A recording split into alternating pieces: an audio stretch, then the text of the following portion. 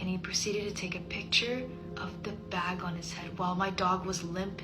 My dog passed away last night in the care of a sitter, and the guy's listing is still online. I met up with a sitter ahead of time to confirm that they were compatible and that he had experience taking care of dogs. For the past 3 years, I barely left his side. We traveled everywhere together, but I needed to make a trip abroad, and he would have to be quarantined, so I had to find him a sitter. I've been replaying the moment he messaged me over and over. There are a few things that bother me. He referred to my dog as it. He said he came out of the bedroom and found it funny that my dog had a bag on his head, and he proceeded to take a picture of the bag on his head while my dog was limp and not moving. I just don't understand why someone would take a photo.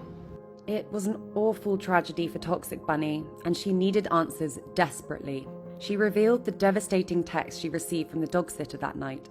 He did this in a treat bag, and in his last moments he probably thought, I don't know what I'm feeling right now.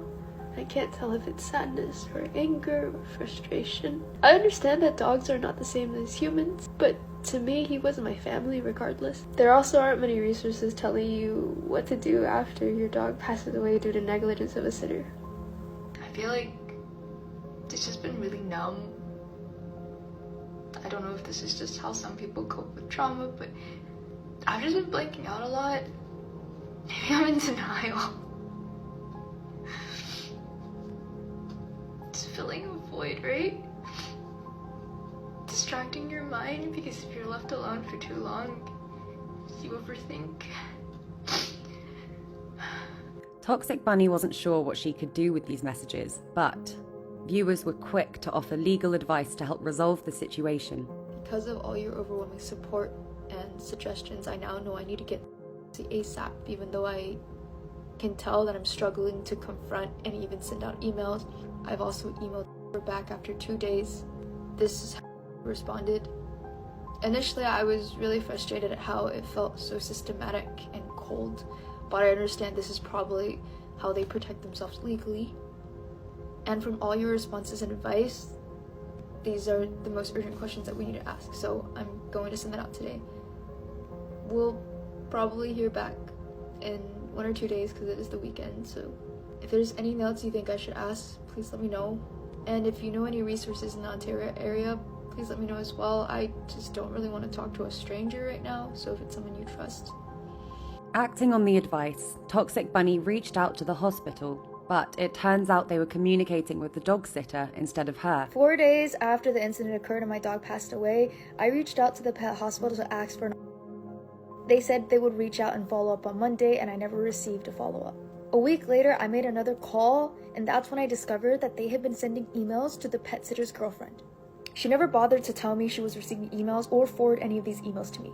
If someone, or is possible, how could you be emailing the potential instead of the victim's family? How can you continuously make that mistake as a hospital, even when I've been making all these phone calls and you have my name and phone number? The hospital then informed me that there's no way to do a post-mortem exam with reliable yielded results, and that I would not be able to visit my pup when I come back. I'm sharing this update amidst a lot of pain and confusion, and thank you for following along the journey. What a devastating situation it was for Toxic Bunny. We couldn't imagine losing a pet this way, especially when she thought everything would have been safe. The comment section was filled with a lot of support for what had happened and advice on the situation. One comment said, "I am so sorry this happened to your dog. I am sorry for your loss. Human or animal, the pain is the same. The heart knows no difference. I hope you find comfort." Another comment said, "Please get a lawyer and take legal action. Sue whoever was responsible for this. I am so sorry. Sending my condolences." Well, we wish Toxic Bunny all the best, and hopefully she is able to get justice for her dog. So if you had any similar pet experiences, let us know in the comments below. And if you liked this video, be sure to follow our other social pages for more content like this. And if you have any of your own videos that you'd like to share with us, be sure to send them in. As always, thank you for watching Happiest.